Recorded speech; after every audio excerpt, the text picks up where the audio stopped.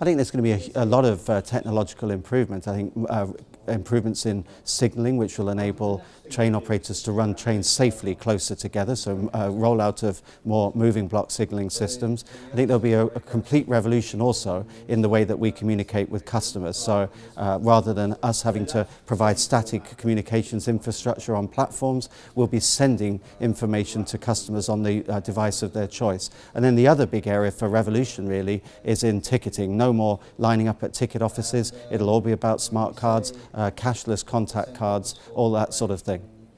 Well, I think one of the key areas is we start to invest more in some of our older systems, bringing automatic train control, different forms of positive train control into our systems so that we increase our level of safety.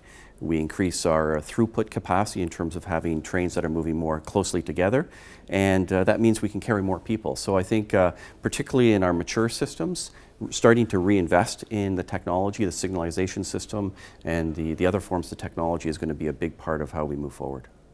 Well, I do think it's probably the driverless technology. The buzz certainly at the conference has been not only the work that some new systems that are being introduced throughout Europe and Africa and the Middle East, but also the fact that, again, you're seeing some of the older systems that are realizing that they've got restrictions.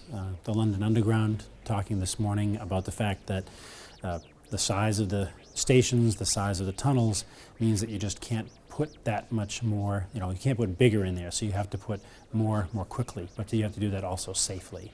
And so I think it's been pretty exciting to see how the technology that we're introducing new is also benefiting very mature systems.